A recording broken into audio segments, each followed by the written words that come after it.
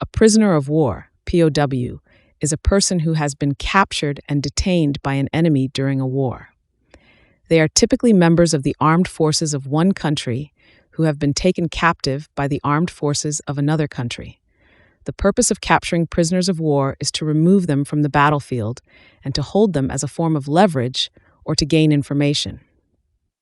Prisoners of war are protected under international humanitarian law, specifically the Third Geneva Convention, which sets out the rights and protections afforded to them. These include humane treatment, access to medical care, and the right to communicate with their families. The status and treatment of prisoners of war are important aspects of the laws of war and are intended to ensure fair and humane treatment during armed conflicts. The Third Geneva Convention outlines several rights and protections for prisoners of war. Here are some of the key provisions. 1. Legal status. The legal status of prisoners of war is defined by the Third Geneva Convention, which outlines the rights and protections that must be accorded to them. This includes humane treatment, non-discrimination based on race, religion, or political opinion, and the right to receive and send correspondence. 2. Conditions of detention. Prisoners of war must be held in conditions that are safe, sanitary, and provide adequate food, clothing, and medical care.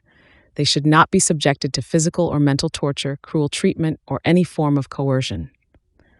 3. Repatriation. The Third Geneva Convention states that prisoners of war must be released and repatriated without delay after the cessation of active hostilities. However, in some cases, prisoners of war may be detained for longer periods if they are considered a threat to national security or if they have committed war crimes. 4. Role of the International Committee of the Red Cross, ICRC. The ICRC plays a crucial role in monitoring the treatment of prisoners of war. They visit detention facilities, provide support and assistance, and ensure compliance with international humanitarian law. 5. Prisoner of war camps. Prisoners of war are often held in designated camps or facilities. These camps are typically organized and managed by the detaining power, and they must adhere to the regulations and guidelines set forth in the Geneva Conventions. 6. Exchange and release. During conflicts, negotiations may take place between warring parties to exchange prisoners of war or arrange for their release. These exchanges are often based on mutual agreements and can be facilitated by international organizations or diplomatic channels. 8. Humane treatment. Prisoners of war must be treated humanely at all times. They should be protected from violence, intimidation, insults, and public curiosity. Any form of discrimination based on race, religion, or political opinion is strictly prohibited. 9. Respect for person and dignity. Prisoners of war must be protected against physical and mental torture, as well as any form of cruel, inhuman, or degrading treatment. They have the right to respect for their person, honor, family rights, and religious convictions. 10. Medical treatment. Prisoners of war are entitled to receive medical care and attention.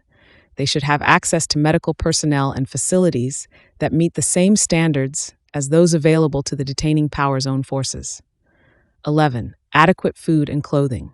Prisoners of war must be provided with sufficient and nutritious food as well as clothing suitable for the climate.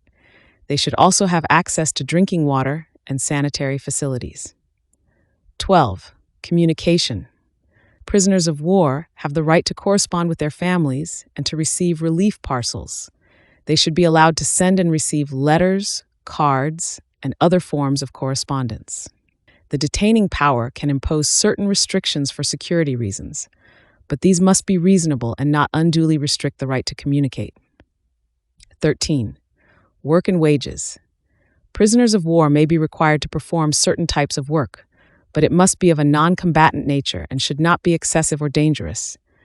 They are entitled to wages for their work, which should be at least equal to that of the detaining power's own forces. 14. Judicial guarantees. Prisoners of war have the right to a fair and impartial trial if they are accused of a crime. They should be informed of the charges against them, have the opportunity to defend themselves, and be represented by legal counsel. 15. Repatriation. Prisoners of war must be released and repatriated without delay after the cessation of active hostilities. However, those who have been convicted of war crimes or pose a threat to national security may be detained for longer periods. The treatment of prisoners of war varies in different conflicts and can be influenced by various factors, including the adherence of involved parties to international humanitarian law and the political dynamics of the conflict. These are just a few examples of the rights and protections outlined in the Third Geneva Convention. The purpose of these provisions is to ensure that prisoners of war are treated with humanity and dignity, even in times of armed conflict. Prisoners of war have several guarantees in terms of repatriation under the Third Geneva Convention. Here are some key provisions. 1. Timely repatriation. The detaining power must release and repatriate prisoners of war without delay after the cessation of active hostilities. This means that as soon as the conflict ends, prisoners of war should be allowed to return to their home country. 2. Notification of repatriation. The detaining power must notify the prisoners of war, as well as their own authorities and the International Committee of the Red Cross, ICRC, of the date and place of repatriation well in advance. This ensures that the prisoners of war are aware of their imminent release and can prepare for their return. 3. Safety and security during repatriation. The detaining power is responsible for ensuring the safety and security of prisoners of war during the repatriation process. They should be protected from any harm or reprisals during their journey back to their home country. 4. Return of personal belongings. Prisoners of war have the right to take with them their personal belongings, including their clothing, personal effects, and any articles of value. The detaining power must return these items to the prisoners of war upon their repatriation. 5. Medical examination. Before repatriation, prisoners of war should undergo a medical examination to ensure that they are in a fit state to travel. If any prisoners of war are found to be unfit to travel, appropriate measures should be taken to provide them with necessary medical care. 6. Information to be provided. The detaining power must provide the prisoners of war with certain information before their repatriation. This includes information regarding their health, any medical treatment received, and any wages or credits due to them. These guarantees aim to ensure that prisoners of war are repatriated in a safe and dignified manner after the cessation of hostilities. By providing these protections, the Third Geneva Convention seeks to uphold the rights and well-being of prisoners of war. The long-lasting battle, Black people in the Americas as prisoners of war. For centuries, Black people in the Americas have endured a state of perpetual warfare, where the battlefield is not defined by conventional armies, but by systemic racism, oppression, and dehumanization. Viewing this history through the lens of prisoners of war reveals a disturbing reality: the continuous violation of the laws of war and the denial of basic human rights. This disturbing reality sheds light on the concerns surrounding the enduring struggle faced by Black people in the Americas. Historical context. The transatlantic slave trade marked the beginning of this ongoing conflict, as millions of Africans were captured and forcibly enslaved in the Americas. This brutal and degrading system stripped them of their freedom, dignity, and humanity. From that moment, they became prisoners of war in a battle that has spanned hundreds of years. Violations of the law of war, also the guarantees and provisions under the Third Geneva Convention. 1. Enforced labor. Black people were subjected to forced labor under inhumane conditions, akin to slave labor camps. This systematic exploitation and extraction of their labor violated the fundamental principle of the law of war, which prohibits the use of forced labor on prisoners of war. 2. Torture and brutality. Throughout history, Black people have faced brutal treatment, including physical and psychological torture. From the violent punishments inflicted during slavery to the systemic violence perpetuated by law enforcement, and with the allowance from the governance structure that turns a blind eye to the attacks Black people have endured by everyday white ethno-state citizens, their suffering has been relentless. Black people continue to face brutal treatment, including physical and psychological torture. These acts of violence represent clear violations of the prohibition on torture and cruel treatment under the laws of war. 3. Denial of basic rights. Black people in the Americas have been systematically denied their basic rights, including the right to life, liberty, and security of person. The constant threat of violence, racial profiling, and unequal treatment under the law by the criminal justice system perpetuates a state of war that denies them the protection and justice they deserve. 4. Cultural genocide. There have been deliberate attempts to strip away Black culture and identity, including the suppression of language, religion, traditions, and heritage.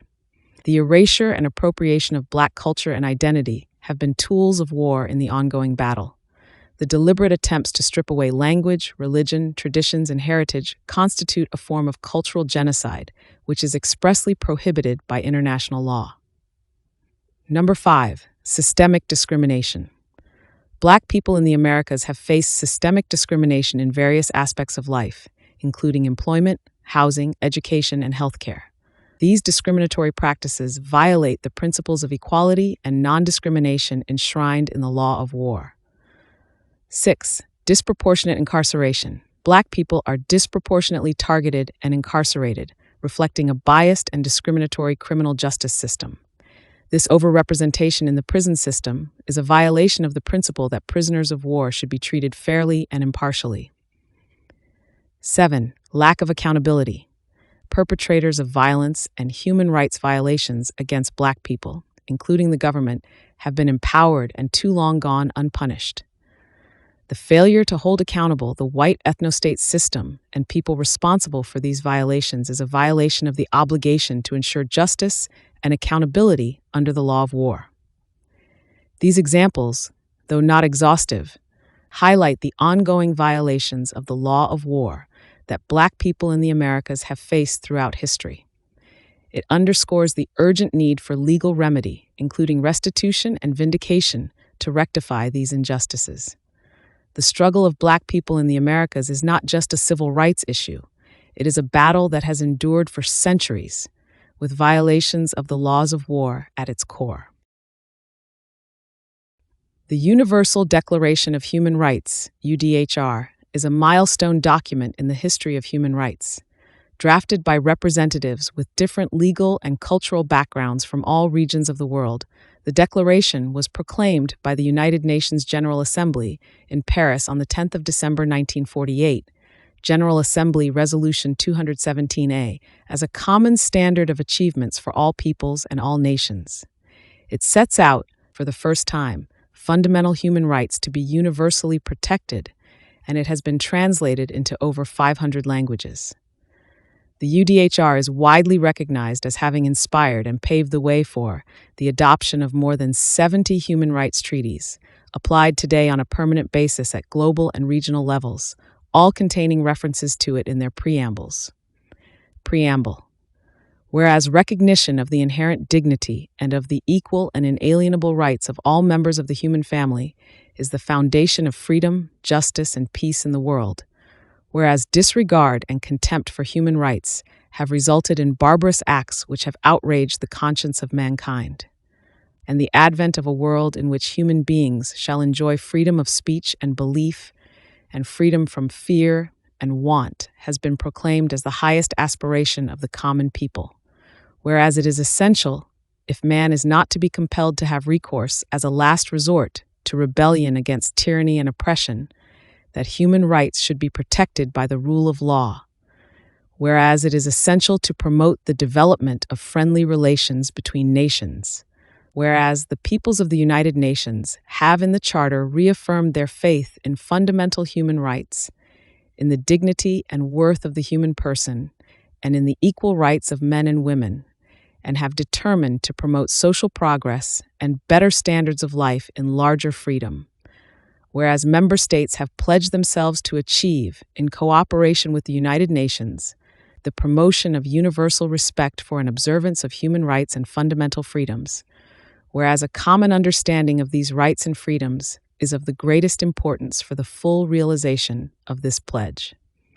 Now, therefore, the General Assembly proclaims this Universal Declaration of Human Rights as a common standard of achievement for all peoples and all nations, to the end that every individual and every organ of society, keeping this declaration constantly in mind, shall strive by teaching and education to promote respect for these rights and freedoms, and by progressive measures, national and international, to secure their universal and effective recognition and observance, both among the peoples of member states themselves and among the peoples of territories under their jurisdiction.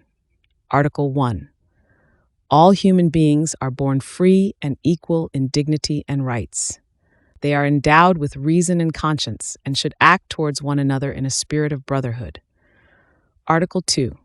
Everyone is entitled to all the rights and freedoms set forth in this declaration, without distinction of any kind, such as race, color, sex, language, religion, political or other opinion, national or social origin, property, birth, or other status. Furthermore, no distinction shall be made on the basis of the political, jurisdictional, or international status of the country or territory to which a person belongs, whether it be independent, trust, non-self-governing, or under any other limitation of sovereignty. Article 3.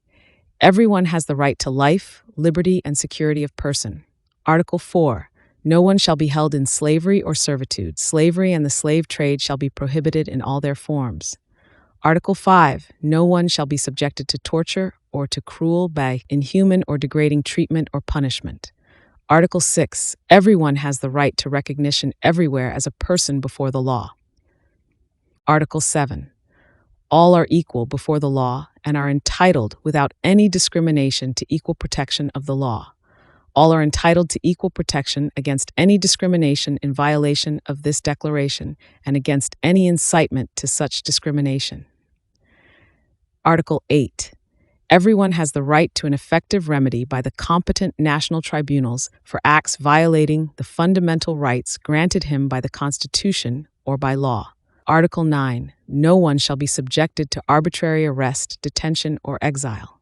Article 10. Everyone is entitled in full equality to a fair and public hearing by an independent and impartial tribunal in the determination of his rights and obligations and of any criminal charge against him. Article 11.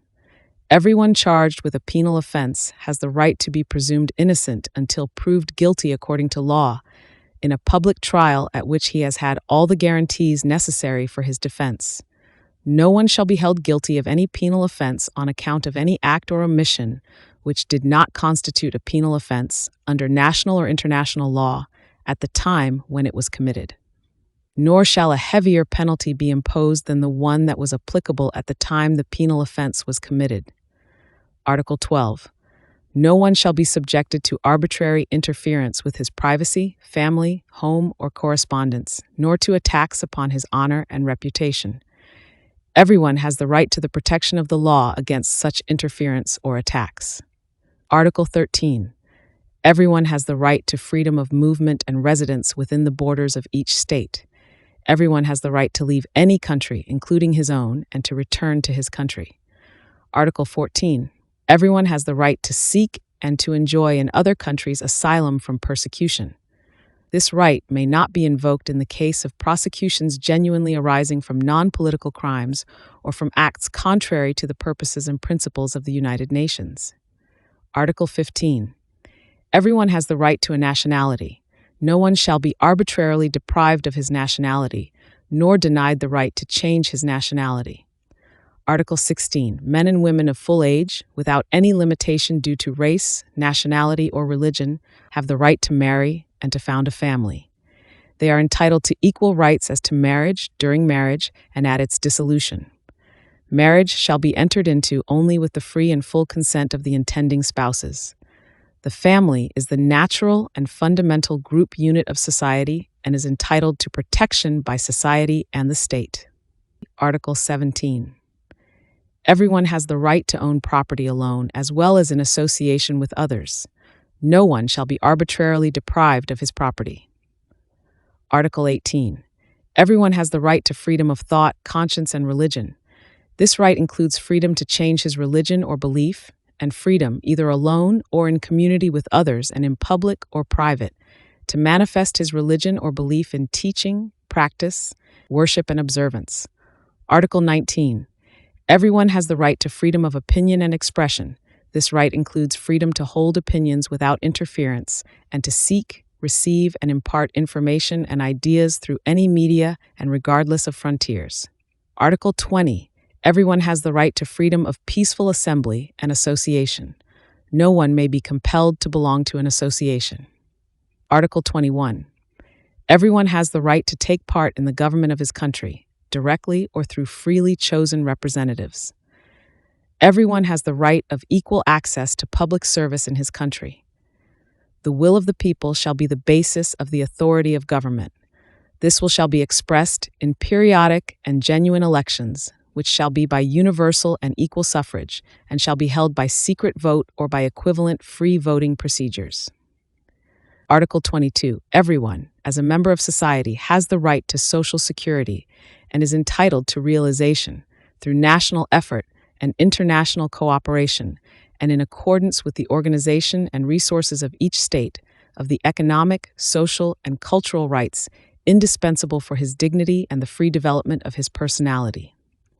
Article 23.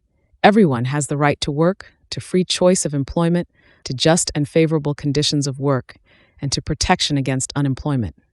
Everyone, without any discrimination, has the right to equal pay for equal work. Everyone who works has the right to just and favorable remuneration, ensuring for himself and his family an existence worthy of human dignity, and supplemented, if necessary, by other means of social protection. Everyone has the right to form and to join trade unions for the protection of his interests. Article 24. Everyone has the right to rest and leisure, including reasonable limitation of working hours and periodic holidays with pay. Article 25. Everyone has the right to a standard of living adequate for the health and well-being of himself and of his family, including food, clothing, housing, and medical care and necessary social services, and the right to security in the event of unemployment, sickness, disability, widowhood, old age, or other lack of livelihood in circumstances beyond his control. Motherhood and childhood are entitled to special care and assistance. All children, whether born in or out of wedlock, shall enjoy the same social protection. Article 26. Everyone has the right to education. Education shall be free, at least in the elementary and fundamental stages. Elementary education shall be compulsory. Technical and professional education shall be made generally available, and higher education shall be equally accessible to all on the basis of merit. Education shall be directed to the full development of the human personality and to the strengthening of respect for human rights and fundamental freedoms. It shall promote understanding, tolerance, and friendship among all nations, racial or religious groups, and shall further the activities of the United Nations for the maintenance of peace.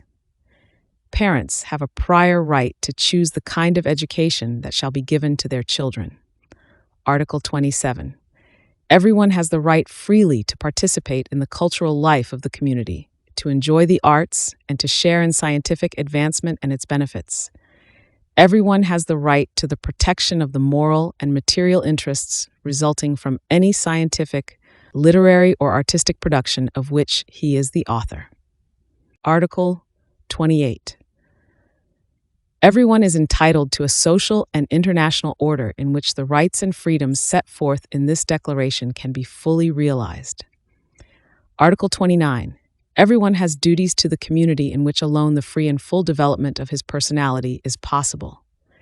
In the exercise of his rights and freedoms, everyone shall be subject only to such limitations as are determined by law, solely for the purpose of securing due recognition and respect for the rights and freedoms of others, and of meeting the just requirements of morality, public order, and the general welfare in a democratic society. These rights and freedoms may in no case be exercised contrary to the purposes and principles of the United Nations. Article 30. Nothing in this declaration may be interpreted as implying for any state, group, or person any right to engage in any activity or to perform any act aimed at the destruction of any of the rights and freedoms set forth herein. Considering the non-legally binding nature of these rights, I posit that they do not have the authority to compel bad actors to change their behaviors. I challenge you to contemplate further the reason for their existence. While the UDHR may be a pivotal document to some, outlining fundamental human rights, the fact that these rights are not legally binding gives way to the false hopes of others. Even with their wide adoption and respect for them touted by many nations, the UDHR lacks the enforceability that comes with legally binding agreements, such as international treaties and laws.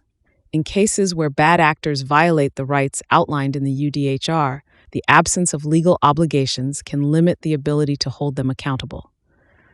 Without the force of law, it has been proven to be of little incentive or regard for those who infringe upon these rights to change their behavior. This is evident if we look no further than to the historic mistreatment of Black people in the Americas. Furthermore, non-legally binding rights rely on voluntary compliance and moral persuasion. These approaches can be effective in some cases. They may not be sufficient to address systemic issues or change the behavior of powerful entities or individuals who are resistant to change. To ensure the protection of Black people, it is necessary to have legally binding agreements that carry legal consequences for violations. This offers a more solid foundation of legal authority, which provides a stronger framework for holding bad actors accountable and promoting equal protection under the law. I would be remiss if I didn't say oppressors are not interested in liberating those oppressed by them. They talk about it to calm justice pursuits, but are not actively seeking anything that will eradicate their power and control. While non-legally binding rights can serve as important guiding principles, they do not possess the same authority to induce compliance and transformation as legally binding agreements have. In order for us to not fall victim to delusions, we have to see things in the totality of reality and not how we imagine they should be. I strongly urge you not to should on yourselves. We must recognize the limitations of non-legally binding rights and consider the value of legally enforceable mechanisms when addressing the behaviors of bad actors.